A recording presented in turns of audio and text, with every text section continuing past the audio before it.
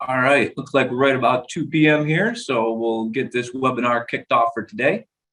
Uh, my name is Dylan Mercier with Master Library, and today we're going to be reviewing getting strategic with your assets, digitizing your assets and PMs. This is focused towards the next-gen facility managers, and we'll get kicked right off here.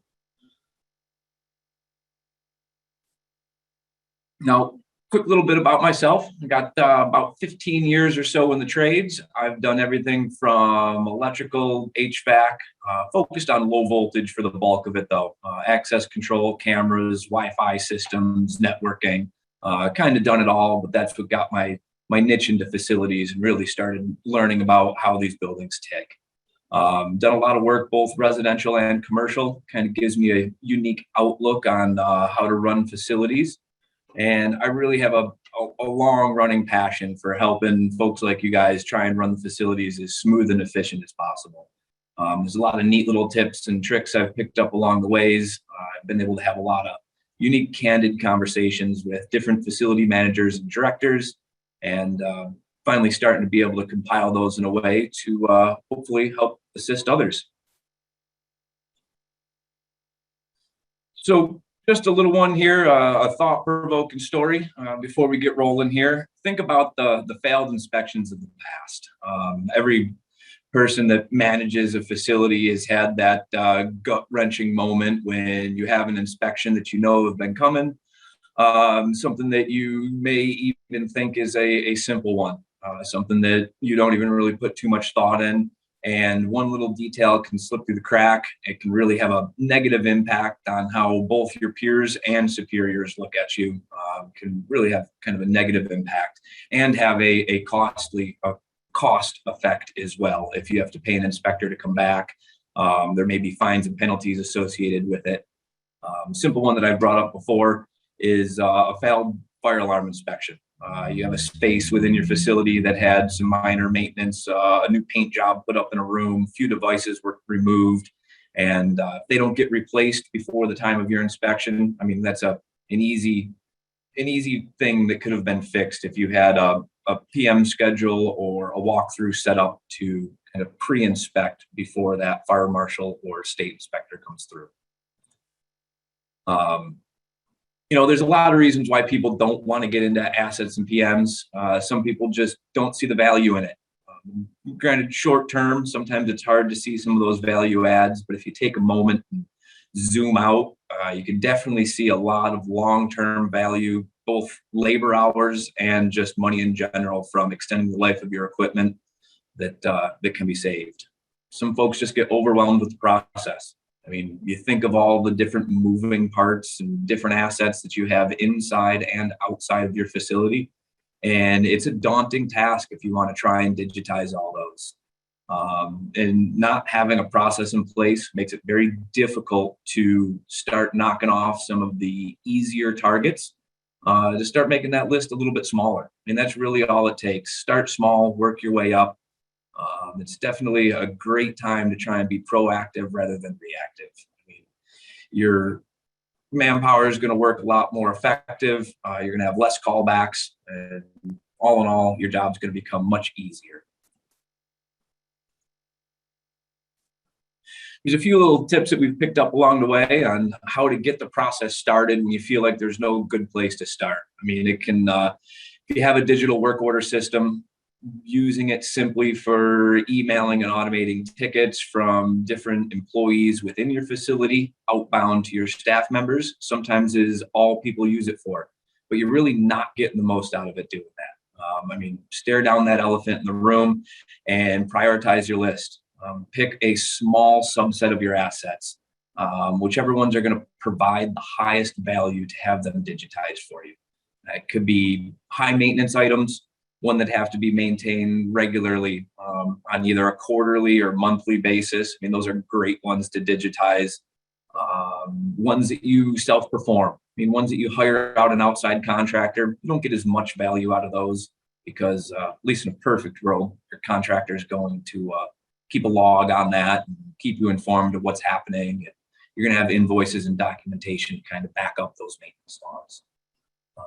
One of the more obvious ones are going to be the big ticket items that are very expensive when they fail. Your rooftop units, your large boilers, building-wide circulation systems, things like that. Obviously, getting the most lifespan out of those assets is going to both show well as you for a facility manager and make budgeting easier in the long run. Another easy one to target when you're looking at the assets and equipment that you have in your building are the ones that have serviceable parts. They may be ones that you preemptively change, such as belts, filters, and bearings, or it could be ones that you just have to have on stock in case something does fail. There may be exhaust fans or fan motors or pump motors that are changeable, but with a little bit of maintenance, you can typically extend the life of those. And if all else fails, call an ML Professional Services. I mean, sometimes it's just not feasible for a facility to get a system like this up and off the ground, and that's okay. I mean, everybody's running tight these days. The work orders are coming in, the expectations are getting higher, the amount of connected devices and building-wide systems grows every year. And managing and maintaining all those on a tight budget can be tough sometimes. If you just don't have the ability to get that initial lift done, call an expert in to get you started. Make that task feel a lot less daunting. At least of the primary asset types, we've found a top 10 list of some of the highest value adds right out of the gate. Now, this isn't a one-size-fits-all list by any means. Every facility is a little bit different. Every facility manager or director is going to have a different priority of what's most important to them. This is just a generalization from what we found working in a wide range of facilities, a little more focused on K-12, but most of these do fit many other facilities as well. And you got your drinking fountains, anything that has tests, inspections, filters, and replaceable parts. You got your lead tests and filters going in there. Fire extinguishers. I mean, it's liability, it's a life safety. There's generally monthly inspections as well as annual replacements and recertifications. And I mean, it could be equipment in storage that's blocking a fire extinguisher that doesn't allow the cabinet to be open, that creates a very real life safety concern. I mean, I've found fire extinguishers that are up on catwalks, up above stages that we've identified as an outside contractor that haven't been inspected in better part of 2 years. They just get kind of lost if they're in an obscure location. And having those in a digital work order system with a checklist and or a digital floor plan makes it, I mean, borderline foolproof. Really gives you a much better feeling when you know your inspections are complete. AEDs. More and more commercial properties are starting to have AEDs installed, especially in your athletic facilities, main offices, areas like that. They have, I believe it's annual battery changes that have to happen. Most facilities take care of those battery changes themselves. It's printed right on the face of the unit, but it's another one that if you don't get into that cadence, or it's a new piece of equipment that you're not used to having to maintain in your facility, it's another one that's easy to be missed and again causes a very real life safety concern. The next three here, air handlers, rooftops, and also unit ventilators on the next page here, they're all kind of lumped together with the HVAC equipment there. And they're just very nice to have in there because you have the constant filter changes and general PMs for each piece of equipment. They're all a little bit different in what you have to maintain, but especially the world we live in these days, the filters are becoming of the utmost importance. The schedules where they have to run and take care of a certain number of air changes a day and make sure that the airflow is at proper rates. That's all going to help with that. And you can even track what kind of filters go in there. Each piece of equipment's a little bit different. They may take multiple filter types. They may not all be on the same monthly, quarterly cadence. So it's nice to have those once you get that initial lift done. You build out that digital work order system and you get those assets and PMs all digitized, you really can kind of sit back and let the system start to do the work for you. I mean, obviously you have to have your technicians go and do the physical work, but as a manager or director, it really starts to automate your job, and you can start taking care of other long-term planning projects. Emergency lighting. Every property has those. They're all over, generally in obscure locations. They require monthly and annual inspections that change. Some are shorter, where you have to do battery tests, and sometimes it's a 60-minute test where you actually have to cut the power to it. Knowing where all of these emergency lights are, what circuit breaker you have to turn off in order to run that inspection, and what type of batteries they have. Generally, facilities will have a mix of different generations or manufacturers of emergency lights, and you have a potential of each one of those having a different battery type, different location. There might be a specialty key or tool that you have to use to get the case open, and having that information available as that work order comes out to change those batteries or do that inspection, it just saves time all the way around. Keeps them from having to go back to the inventory room and grab a different battery type that they might not have had, or circle back to a maintenance office to grab a special key or release tool. All that saves up, especially when you kind of zoom out and look at it over an annual labor hours basis. Electric breaker panels. Larger facilities, they're generally not all in labeled electrical rooms. They may be in faculty lounges. They may be tucked in pipe spaces behind bathrooms, janitor closets, sometimes right in the hallways. And you're able to identify both the location of the panel, the name. You can save the photos of the panel schedules and all of that. So that helps not only for inspection side of things, but if you have to do shutdowns to service a classroom or replace ballasts up in lights, and part of your process to do those maintenance items is turning off a circuit or locking something out, to be able to make those connections, view those panel schedules digitally on your phone. It's really a great time savings. And even with the breaker panels, you're able to share that information out to outside contractors as well.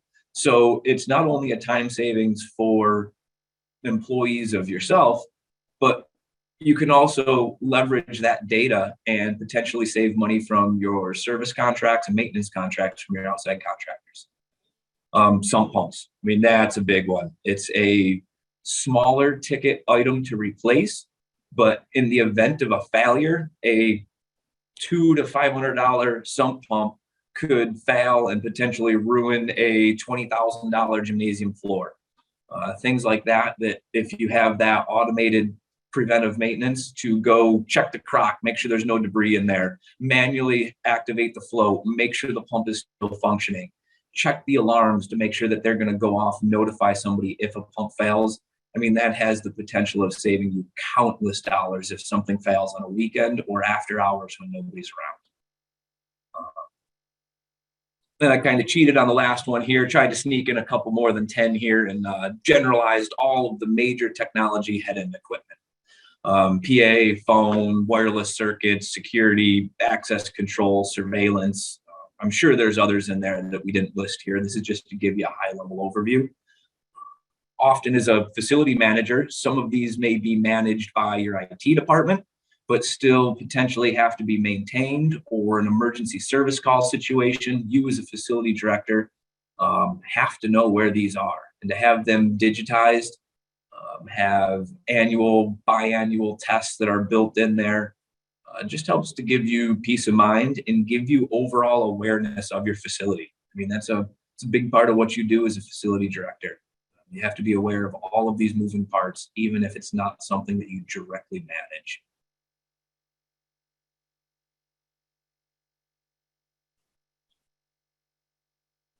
So what's the point? What are the benefits? I mean, it's a lot of work that goes into building out one of these systems. And as we already touched on, we're all busier and busier. It's a hard ask to devote the amount of hours it takes to really build out these systems. But each year and each time somebody adds more data that's tied to an asset, it builds out a story. It's that maintenance log. I mean, so often over the years, you see technicians that all of that information, they keep it in a little spiral notebook that they keep in their breast pocket. And at the end of the year, or when that book may get full, they transpose a little bit of information, and that data is lost forever. And that is valuable information that has the potential of saving you and other employees down the road countless hours. The longer you're able to see that story and the further back you're able to look in the history of that asset, it really does start to paint a picture for you and allow you to identify problem points or even employees that are potentially not properly maintaining piece of equipment. If you can identify patterns of pieces of equipment that fail prematurely or are constantly getting callbacks or complaints from the staff member that utilizes that space. Data's power. I mean, the more you can build that out, the more it's going to save you over the years. There's lots of reasons why tracking the asset data is very important. It allows you to start to see that bigger picture. It allows those notes to be shared from other technicians. One person may have a very good understanding of a piece of equipment, know the problem areas, know the little tricks to get the door open, or what specialty driver you need to get the cover off, or what meter you have to use to test the airflow going across it. But if that person's out, or that person, worst case, retires on you, short notice, that information can be gone, and then it's an uphill battle trying to train the new staff member. So keeping all that digitized and linked back to those assets, I mean, it's just time savings over and over again, every time you have to touch it. Some of these larger facilities where ladders and specialty tools and maintenance parts may be kept off-site in a maintenance building or all the way down in a basement in a maintenance office.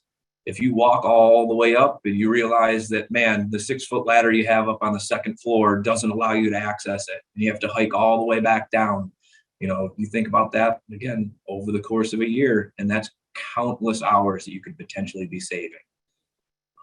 And then the other big one is seeing who worked on it last, seeing that set of initials, that sign off, whoever checked that work order is complete last time.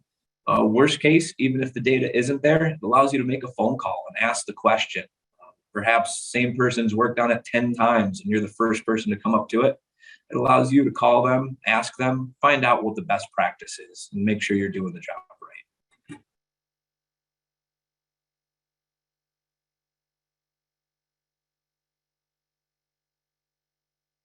And another tough one to kind of dive right in there is there's no process in place. You look at your building overall, the amount of different parts, it can be unbelievably overwhelming.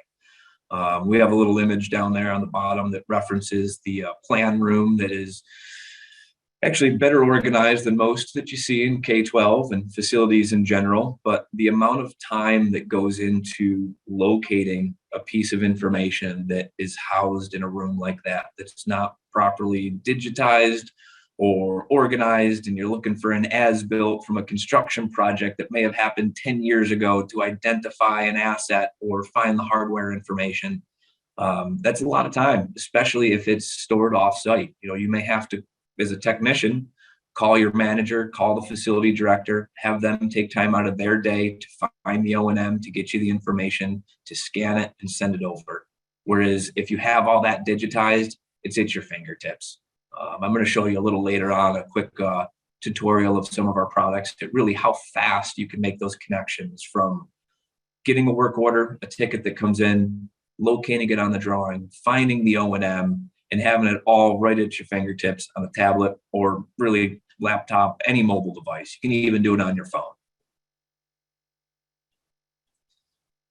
And capturing that information, do it in bits and pieces. It's a lot easier to not be overwhelmed with it if you just get it in little bits. Getting your staff members to, instead of keeping those paper logs, handwritten notes, put them in the work order system. Add it as just a notes, put it in the description. It's going to benefit them down the road and future employees.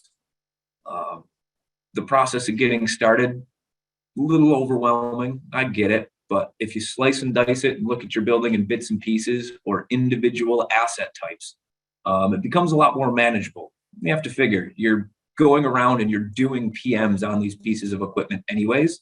So generally your staff is going to be touching them at least annually anyways, or at least be in those spaces.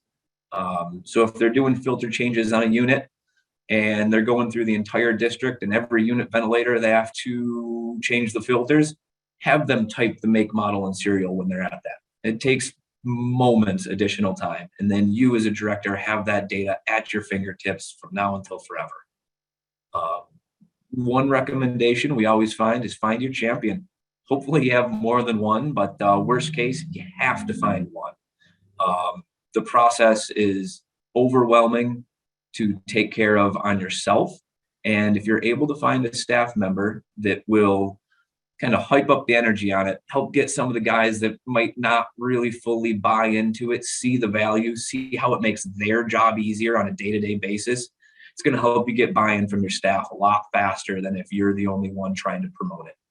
And also, it just goes a long ways having somebody at a peer level, on a technician level, that's promoting the product, showing everybody how it's easy, taking the little tips and tricks that they learn from using it on a day-to-day basis and relaying that to the other staff goes a very long ways. Using the digital floor plan tool is another big time saver. It allows you to add some of that information that goes into work orders direct from a digital floor plan. It allows that asset capture process to happen much quicker than if you were trying to take photos and manage it from a desktop computer. You can physically walk around the building, do all that image capture, grab your basic information, and as you do, it builds it out directly into the work order system. It's seamless. As soon as you drop a stamp on a floor plan, it immediately shows up in work orders and allows you to start building that story. It really does. All that work history and those different data points, that's kind of the backbone of it all. And then it also circles around to the cloud storage tool. We offer ML binders for that. That allows you to store warranty documentation, red line as-built from contractors, O&M binders.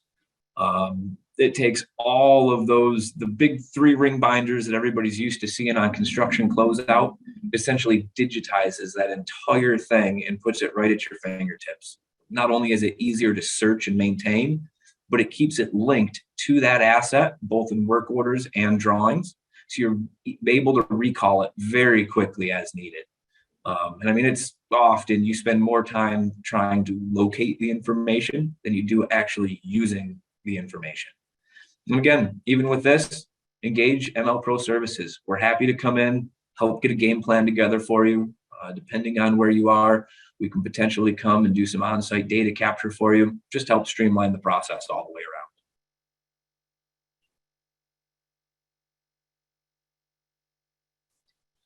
So real quick here, the 3 products that we have highlighted here is ML work orders, ML drawings, and ML binders. We'll close out of here real quick and I'll show you guys a real brief glimpse into the ML ecosystem here, as we like to call it. So drawings, work orders, and binders. They all have a similar feel, integrate perfectly with each other, and allow information to be shared from product to product. They each have their own little specialty niche and different use cases. So we have our demo Anytown CSD here, and we're going to go right into one of the elementary school floor plans here.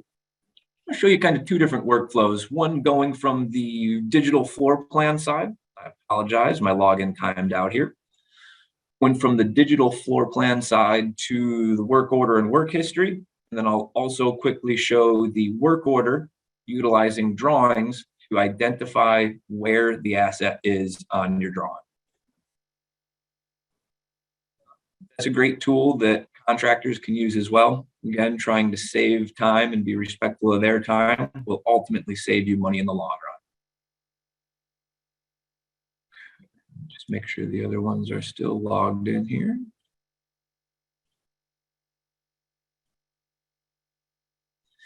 So here we have one of our digital floor plans in MLB. Looking at the many different asset types. We have everything, so far we have around 175 predefined asset types that are at your fingertips here. You can sort them by system, subsystem, individual asset type. This particular district here has set up all of the different icons throughout their building. We have one in particular here, a unit ventilator in a classroom. Gives you the information of the product that's already there. It gives you a couple of photos that are associated with it and allows you to quickly jump to the asset information page, which is within the work order system. So that one kicks over, and this is where you can really get into the nitty-gritty data of each individual asset. There are custom fields that are allowed to be put in here. We have a standard asset information built out that allows you to enter in budgetary information to help build with budgets and long-term forecasting. Replacement date, warranty information, how long is it supposed to last for? You have the photos of the unit within the space, close-up of the tag. That's always our recommendation, is to grab a photograph. There may be some other pertinent information that's on it, as well as the wide angle of the unit, just to get a feel for where it is within the space. Allows the technicians to add notes to it. Here's one, the screw that holds the cover on is stripped. You need a pry-bar to get in to change the filters. Not maybe the perfect world of what you hope to see, but a very realistic note that may be found for a piece of equipment. It allows you to jump into binders, the digital binder system. So if we want to locate the O&M manual for that, we can quickly jump into ML binders. Again, similar look and feel to it.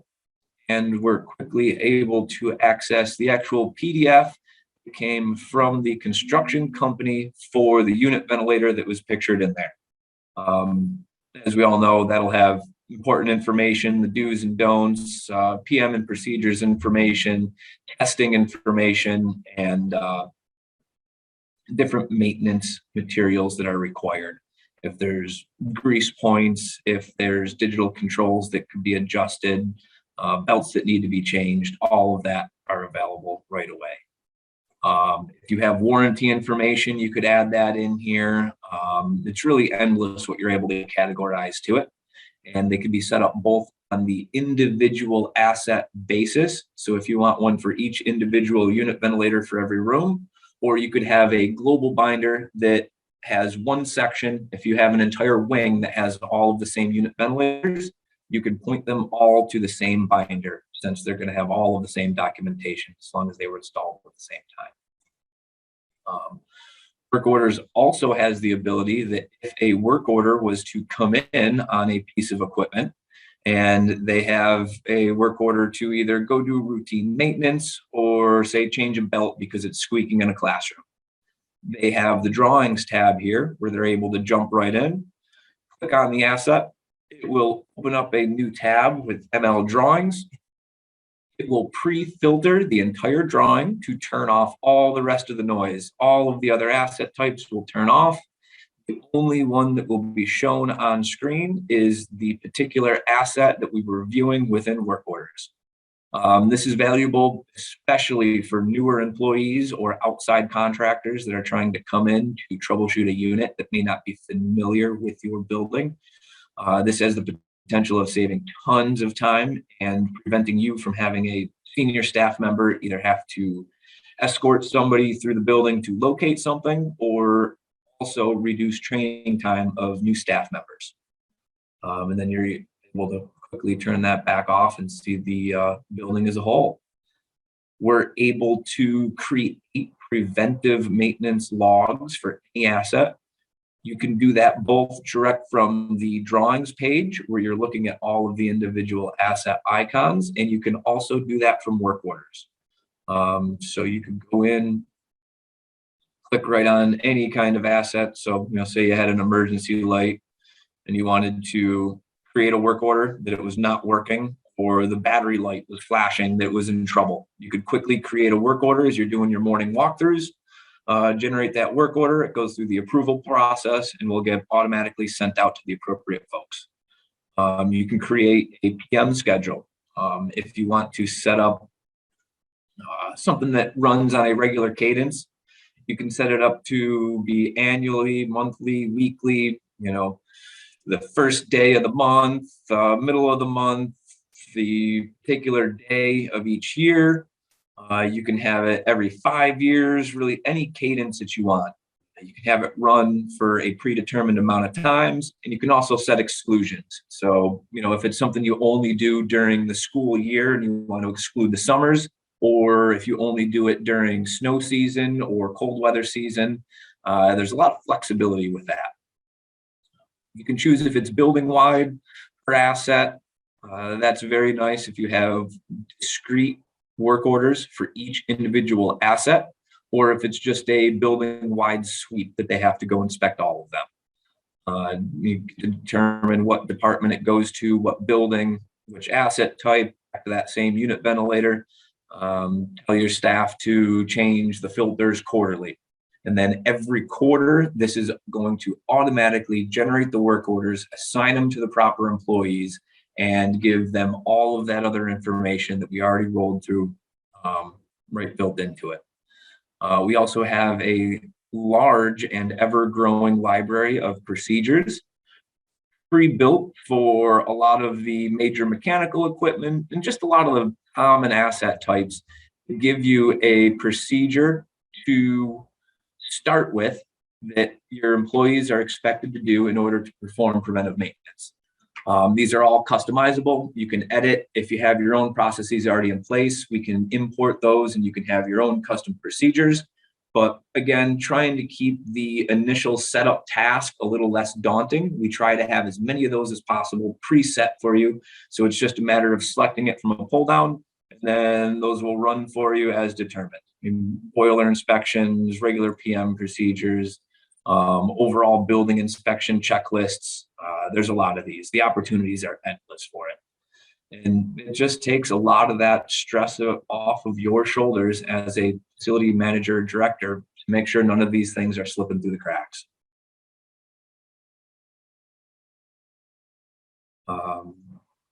For the initial crash course on just showing the products here, that's really all I'm going to get into. We'll have much deeper dives on each individual products in the future.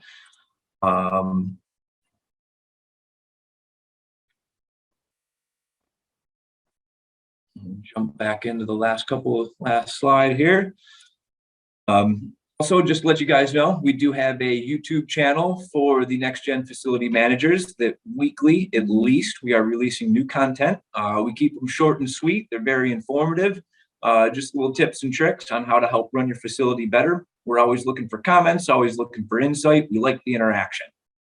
Check us out on YouTube. Hopefully you can find some useful content to help you run your facility more efficiently out there. I appreciate you taking the time to sit through this with me today.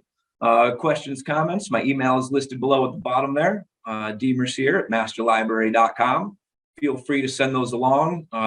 Either myself or somebody else from the team will be able to reach out. We're happy to set up demos, just dive in, get into some better descriptions and help you guys out as needed.